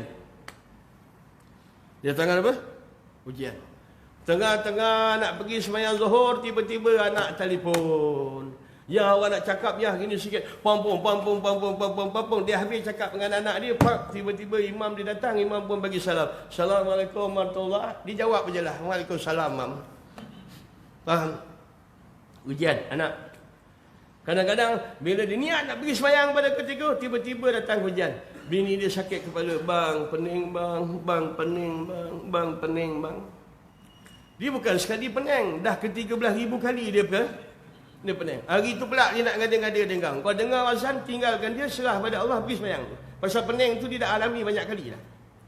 Kau tak layan, dia ni nak pergi sembahyang, pijak-pijak bara. Ya ke pening, dia pun bisik. Orang dah lama bang nak pergi sembahyang pergilah bang, pergi sembahyang. Allah Akbar, datang imam pun tengah bagi salam. Assalamualaikum, dekat pintu dia jawab, Waalaikumsalam, bang. Dah 2 kali dah loncos. Itu baru satu bab manusia. Belum lagi dengan sedikit kesihatan. Belum diuji lagi hal keadaan dengan sedikit harta. Belum diuji lagi pula kadang-kadang dia bergaduh dengan AJK masjid. Masjid pula dia tak pergi. Faham tak? Dia bergaduh sama dia. Masjid pula jadi masjid jadi mangsa. Oh, yang ni lagi teruk. Apa dia? Bila dia tengok musuh dia ada situ, pak, dia tak naik masjid tu. Bila dia tengok musuh dia ada situ, pak, dia tak naik masjid tu. Dia bergaduh, dia sama dia bertekak sama dia, rumah Allah jadi mangsa. Ini wahai zaman. Nak buat macam mana? Nasib bahagian masing-masing. Biarkan si runcai terjun dengan labu-labunya. Biarkan apa? Si runcai terjun dengan labu-labunya. Macam lambat je jam kau ni. Okey, baik. Jadi itu di antara halangan nak mulakan beramal. Daripada halangan nak mulakan beramal, okey, alhamdulillah dah dapat beramal. Semua dah kekal. Lagi sikit lagi. Saya berhenti 9.30, saya berhenti. Saya nak gelut. Saya balik Melaka malam ni. Lagi tu kena balik awal. Pasal malam ni giliran bini muda. Faham? Kalau bini tua tak apa. Dia dah mesej tadi. Kunci dalam kasut.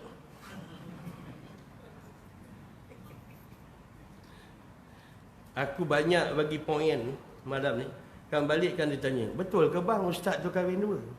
Soalan itu keluar apa dia? Soalan lain tak keluar. Cara cerita tentang perbahasan ni tadi tak keluar. Dia keluar, betul ke bang ustaz tu kahwin 2? Begitu kan? Buat macam mana? Allah, duit banyak, kereta banyak, rumah banyak. Mini pula miskin satu. Allah.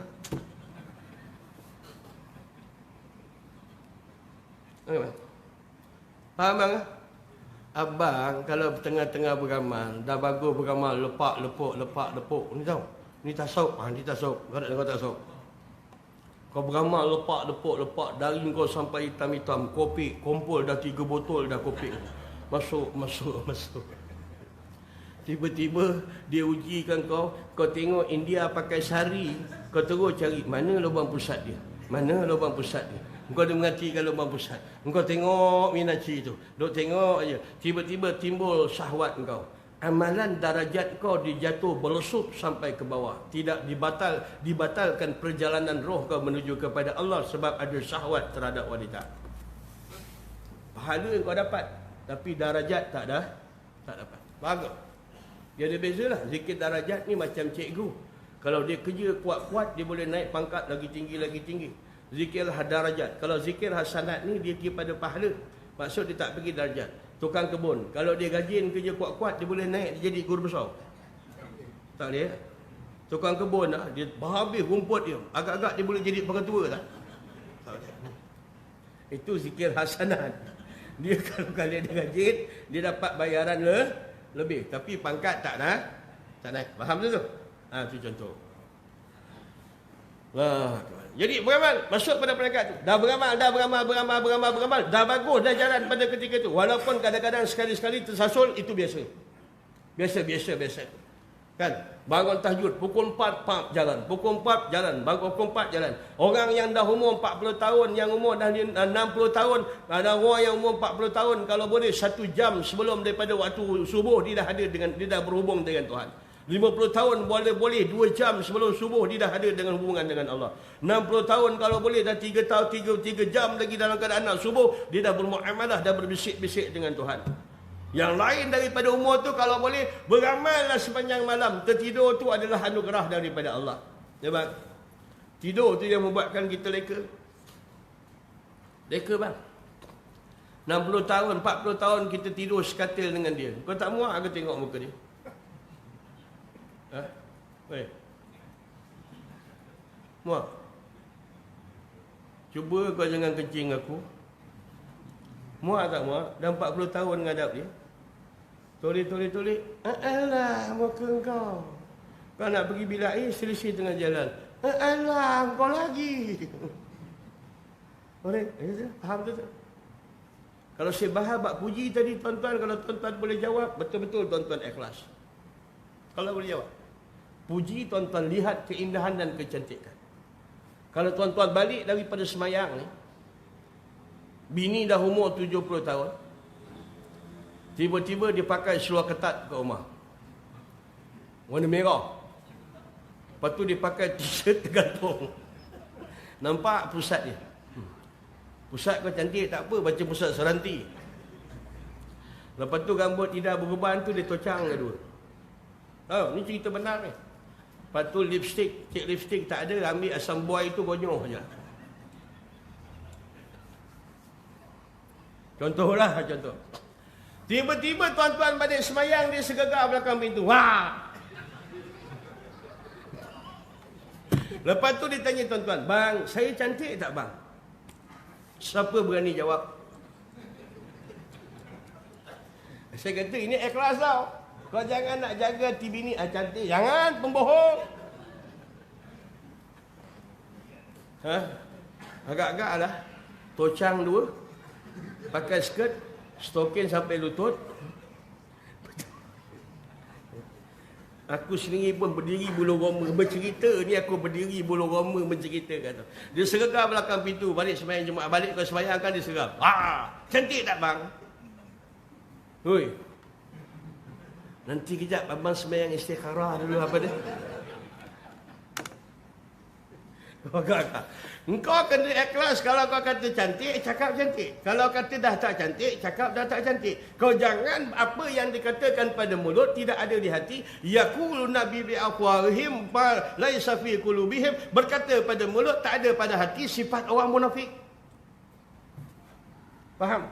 Atau akak pada sembahyang tiba-tiba pak cik pakai seluar pendek, t-shirt gantung, rambut belah tengah macam Amitabh Bachchan. Balik-balik dia sergam. Handsome tak bang? Umur dah 70 tahun.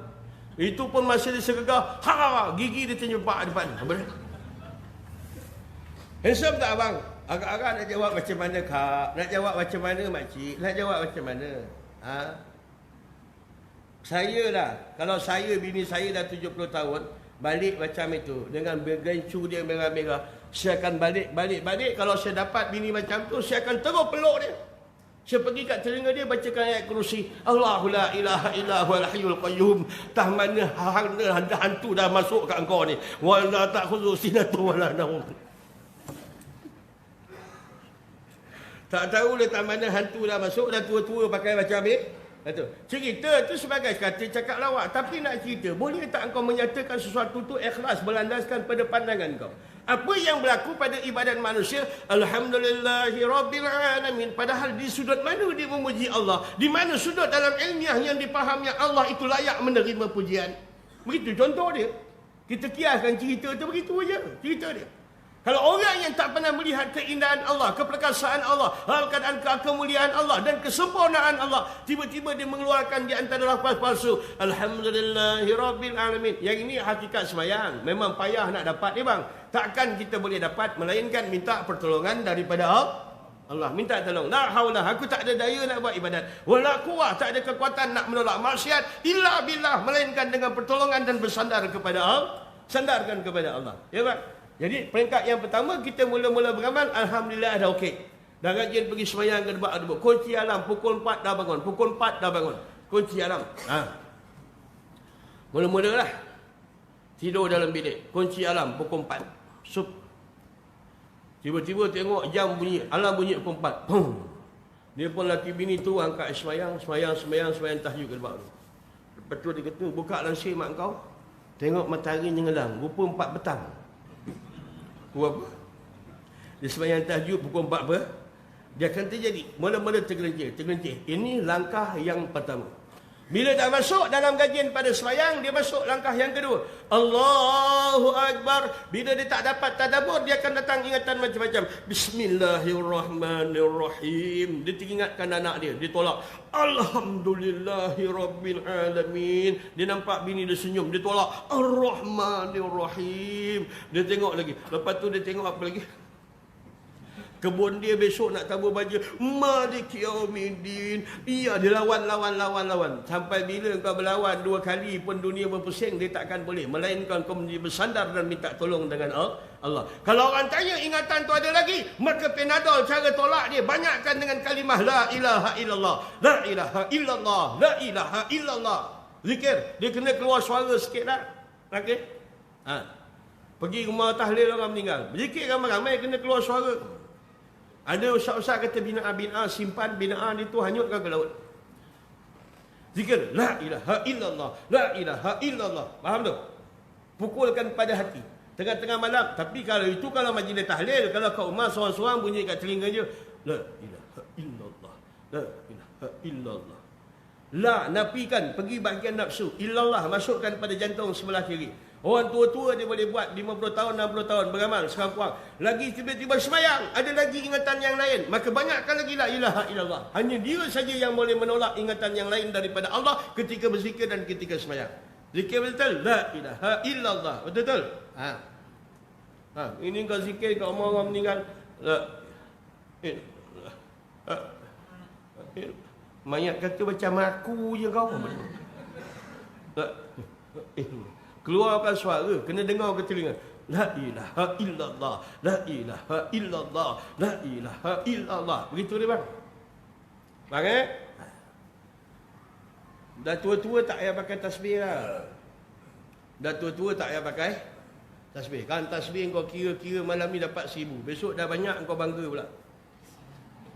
Faham? Tak payah. Tuhan bagi rezeki tak berkira. Kita berzikir tak payah berkira.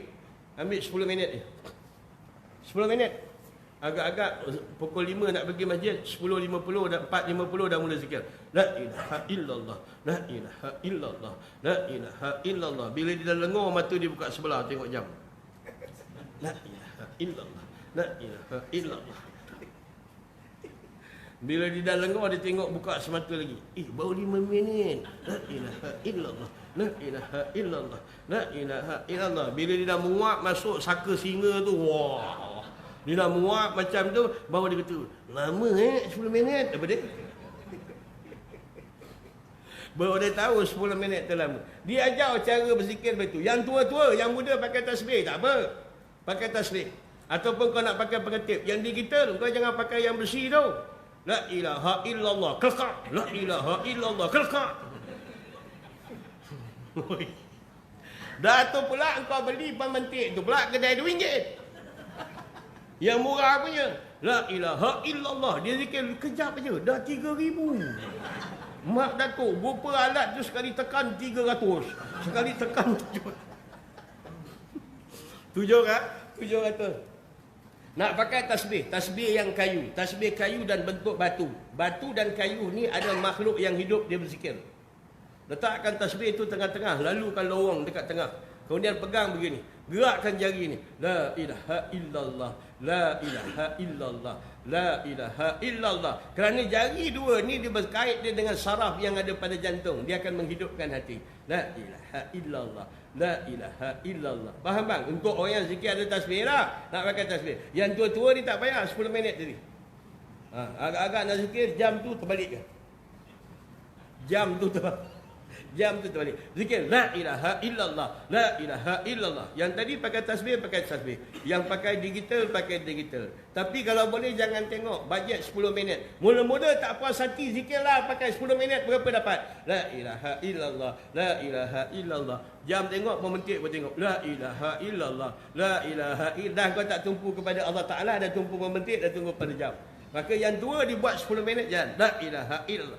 Sebelum daripada masuk daripada waktu subuh, selesaikan dulu tahlil 100, hubungan kita dengan Allah. Besarkan selawat 100, hubungan kita dengan Rasulullah. Selesaikan istighfar 70, hubungan peribadi hal kadar penyucian batin kita dengan Allah. Jalan muqaddimah dalam ilmu tasawuf, dia bermula dengan taubat. Okey, dia takkan bermula pada bab yang lain. Masa pun dah dekat. Wabillahi taufiq wal hidayah. Dan kau tak percaya wabillahi taufiq aku dah apa dia? Bila takdir kata keadaan dah mula dalam bab tu, dia dah mula amal pagi. Kalau nakkan yang mana kejernihan yang paling kuat pada waktu subuh, keadaan beramal sebelum daripada waktu subuh, apakah amalan yang paling afdal? Yakni orang yang membaca dia akan Al-Quran. Ada di antara makhluk yang paling dirindu oleh Allah Ta'ala untuk bertemu di syurga, ialah orang yang mentadarus Al-Quran sebelum daripada waktu subuh. Faham? Subuh-subuh buka Quran. Ya. Kena faham Quran lah. Jangan kau baca, saya nak baca Quran boleh Ustaz, tapi lambat mengangkat. Pasal kau mengangkat, dia lambat. Kalau kau bersila, cepat. Faham tak aku? Aku dah pernah baca Quran mengangkat. Memanglah. Baca Quran, baca tu. Baca Quran pagi-pagi tu.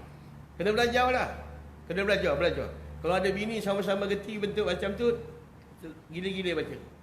Macam saya dengan bini saya. Mula-mula dia baca, saya dengar. Lepas tu tukar. Saya dengar, dia baca. Betul? Kau nak lawan baca Quran ni, kau tak boleh lawan arwah nenek saya. 1 bulan 5 kali khatam. Arwah nenek saya. Bila saya buka Quran dia, rupa banyak muka surat hilang. Pada muka surat 1 terus 17 apa dia. Lepas tu buka 29. Mana tak 5 kali kata? Okey bang. Sebelum saya tutup, siapa yang ada kalau tak dia kata baca Quran tu dok mengangkat. Saya kulus. Saya kulus. Memang los kau. Kau jangan baca seorang. Haram hukum bang baca macam tu. Kena cari teman.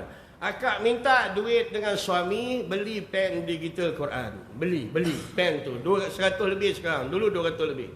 Akak dah beli asal, baca tunjuk. Zalikal kitabul la raiba fi. Bunyi suara pen tu keluar suara. Betul ke pen ni? Tunjuk balik. Zalikal kitab. Tunjuk balik. Zalikal kitab. Tunjuk balik. Zalikal kitab. Bangang apa dia? Yang bangang tu tambah apa dia? Makna pen tu dia boleh membantu. Dia boleh apa? Dia boleh membantu. Bagi orang yang ada asas lah. Yang dah ada asas, dia boleh bantu. Baca Yasin. Kedebuk. Macam contohlah, mak mentua saya belikan satu. Dia baca. Meletak dia kata, dia baca. Wa takunul jibalu kal'ihnil manfush. Lepas tu dia terlelap. Dia tunjuk lagi. Mampus. Pen tu lah. Pasal dia tak alih pen, dia tertidur. Dah berapa kali mampus. Aku tanya pasal pen ni, saya kejap mampus. Rupa yang dah baca, yang dah tertidur. Beli pen tu kak, bos 100 lebih. Kalau laki kedekut tu basuhkan baju tu ada dalam seluar, tak payah balik-balikkan. Sorokkan sikit-sikit. Dah kak ya? Sorokkan sikit-sikit duit dia. Atas fardu'in tu tak apa. Ambil sikit-sikit. Nak minta ada payah. Kadang-kadang dia tertidur tu, tarik. Kalau ada 100, akak tarik RM10 dia tarik. Jangan kau tarik 90, kau jawab. Tarik 10. Simpan untuk beli Quran digital. Itu dia. Belajar. Lepas tu bila baca Quran pagi-pagi pada sedap. Nak paling cantik orang baca Quran, dia tahu terjemah. Mula hari ini bukan zaman orang nak banyak khatam Quran. Syekh Abdul Qadir Jilani sebelum dia bernikah, dia khatam dalam keadaan 1000 kali tuan-tuan. Syekh Abdul Qadir Jilani. Kalau tuan-tuan nak baca zaman, bukan zaman orang khatam. Zaman sekarang Quran itu adalah peta sebagai petunjuk untuk jalan di dunia dan keselamatan di akhirat. Bila setiapnya wajib di atas umat Islam memahami dan membaca peta dan mengikut panduan peta daripada Al-Quran. Kalau siapa yang dah umur 50-60 tahun tak pernah baca terjemahan Quran, minta selisih lah. Jadi besok cari Quran dan terjemahan. Cari Quran tu. Dia dijual kat farmasi.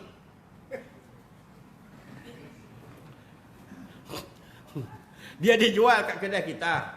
Jadi besok baca Quran tukar trend lain kak baca zalikal kitabu la raiba fihi hudal lil muttaqin. Itulah kitab yang tiada syak padanya petunjuk bagi orang-orang yang takwa.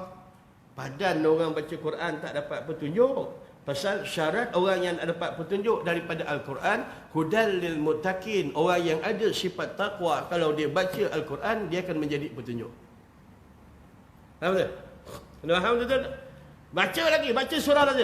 Iza zulzilatil ardu zilzalaha, apabila bumi digegar dengan segegar-gegarnya, wa akhrajatil ardu azqalaha, maka terkeluarlah segala isi perut bumi, wa qala al insanu ma laha, maka berkatalah manusia apa yang berlaku. Kan sedap baca Quran macam tu. Turun bah. Ara'aital ladzi yukazzibu bid-din, tidakkah kau lihat yang Muhammad penipu-penipu di dalam agama? Fazalikal ladzi yad'ul yatim, yang demikianlah mereka yang mengherdik dan membenci anak yatim. Wala yahuddu ala ta'amil miskin, dapat duit dimakan anak beranak, tak pernah jamu orang fakir miskin. Ini semua penipu-penipu pembongak dalam agama. Faham tak?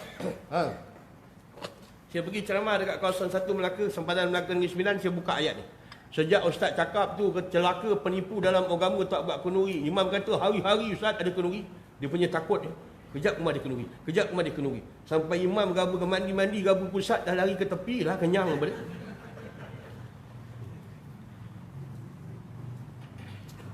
Baca Quran cara begitu. Jangan tak baca. Ya. Kalla bal tuhib wa kalla bal la tukrimun al yatim. Bahkan tidak kata Tuhan, kau tak pernah muliakan anak yatim. Wala tuhaduna ala tu'amil miskin, dan kau tak pernah bagi makan orang fakir miskin.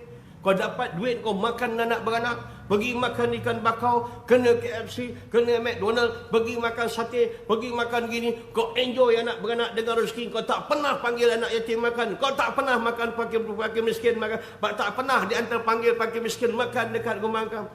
Wa tuhibbunal mala hubban jamma. Sebenarnya dalam keadaan kau mengatakan kau berjalan kepada Allah, engkau ada dalam keadaan orang yang meletakkan perjalanan kepada Allah. Pada hakikatnya Allah kata telah jatuh cinta berkerak dalam hati kau, manusia yang cinta dan abdi kepada harta, kata Allah. Okey bang? Dah sila nak tutup dah. Wabillahi taufik. Jadi banyak kerja nak kena buat. Dapat pencen, beli beras kampit, hantar rumah fakir miskin. Dapat duit, belikan buah-buahan yang baik sikit, hantar rumah anak yatim. Okey? Oi. Dapat pencen, belikan beras sikit, hantar rumah anak yatim. Tengok. Kalau mak dia cantik, beli beras, berani. Kalau mak dia tak cantik, kau nak kasih beras hancur. Kau ingat kau tak kena jawab apa dia? Kau bagi tak ada adilan, kau ingat tak kena jawab. Hantar kalau bang, pencen banyak. Kadang-kadang besok nak keluar pencen lama dia lagi. Benda bila dia bertangguh dalam keadaan tersimpan, banyak soalan di akhirat. Bini Sayyidina Abu Bakar satu ketika teringin nak beli barang. Contoh barang tu kalau harga dia antara 100-150, gaji Sayyidina Abu Bakar katakan 150. Abu Bakar, Sayyidina Abu Bakar kata, aku kasih kau RM50, kau simpan 3 bulan. Cukup 3 bulan dapat 150. Kemudian dia belilah barang. Bulan depan tu bila Sayyidina Abu Bakar terima gaji pada ketika tu, tiba-tiba bini dia buka tinggal 100. Dia kata mana lagi 50 bang? Pasal aku dah tolak dekat kau 50. Rupa kita ni untuk belanja 100 dah cukup. Yang lain tak payah kita ambil lagi. Lurus Sayyidina Abu Bakar tu bang. Pasal selama ni dia kasih bini dia 50, belanja 100. Maknanya 100 kita dah cukup. Tak payah sampai 150. Begitulah Sayyidina Abu Bakar As-Siddiq. Abu Bakar As-Siddiq. Abu Bakar As-Siddiq. Dia bukan sidik sigaraga tau. Abu Bakar As-Siddiq. Orang buta datang dekat dia. Aku adalah orang yang buta. Aku takut lepas daripada aku mati, tak ada orang jaga anak aku. Siapa sanggup jaga? Tiba-tiba Abu Bakar kata aku. Siapa yang sanggup di antara hal kalian bagi makan kepada anak aku? Kata Abu Bakar aku. Orang buta ni tanya, mana siapa di kalangan kamu sahabat Rasulullah yang nama Abu Bakar? Rasulullah kata, aku. Abu Bakar kata, aku. Boleh tak kau dekatkan Abu Bakar kepada aku? Orang buta ni pun dekat kepada Abu Bakar. Bila dekat kepada Abu Bakar, orang buta ni raba muka Sayyidina Abu Bakar, dia genggam ni janggut Sayyidina Abu Bakar, dia bertawasul dengan keberkatan janggut Abu Bakar ini, ya Allah kembalikan balik penglihatan kau. Dia genggam janggut Abu Bakar, mata dia celik kembali pada ketika itu, tuan. Ini kelebihan Abu Bakar As-Siddiq radhiyallahu anhu. Kalau cerita ahli hikayat, dia pergi, tiba-tiba malaikat semua terberhenti. Kenapa ditangguhkan akan azab begini lama, kata ahli kubur? Kenapa azab masih sudah adakah azab ini sudah dihentikan pada ketika ini? Maka jawab di antara jawab malaikat yang ada dalam kubur, selagi mana Abu Bakar berada di atas kubur ini, di atas tanah perkuburan, seluruh azab-azab kubur dipertangguhkan selagi mana dia masih ada. Faham? Itu kelebihan dia. Faham? Oi. Cuba kau pergi kat kubur. Okey, cukup tuan-tuan. Itu ambil asas saja dulu. InsyaAllah kalau tak dapat harap, kita jumpa lagi 2033. Bismillahirrahmanirrahim. Alhamdulillah wassalamu ala asyrafil anbiya'i wal mursalin wa nabiyina wa syafi'ina Muhammadin Muhammadin wa ala alihi washabihi ajmain. Allahumma tahhir qulubana minan nifaq, a'malana minal riya' wa alsinatana minal kadhib wa a'yunana minal khiyanah. Fa innaka ta'lamu kha'inatal a'yunina wa ma tukhfi as-sudur, ya hannan ya mannan qawwi lana al-iman. Allahumma ya hayyul 'alamin ya mujibal sa'ilin hamdana minka shadada wa sadada wa yaqina. Rabbana jammil lana bil 'ilmin wahdina dunya wa dina. Rabbana 'alaika tawakkalna wa ilayka nabna wa ilaikal masir. Allahumma ja'alna minat tawwabin wa ja'alna minal mutatahhirin wa ja'alna min ibadika الصالحين. اللهم إنا نسألك توبة ودوامها ونعوذ بك من المعصية وأسبابها. اللهم ارحم أمة محمد، اللهم سلم أمة محمد، اللهم اغفر أمة محمد من المسلمين والمسلمات والمؤمنين والمؤمنات الأحياء منهم الأموات. وصلى الله على سيدنا وحبيبنا وشفيعنا وزهرنا وقدوتنا محمد وعلى آله وصحبه وبارك وسلم. الحمد لله بالعالمين. تقبل الله منكم.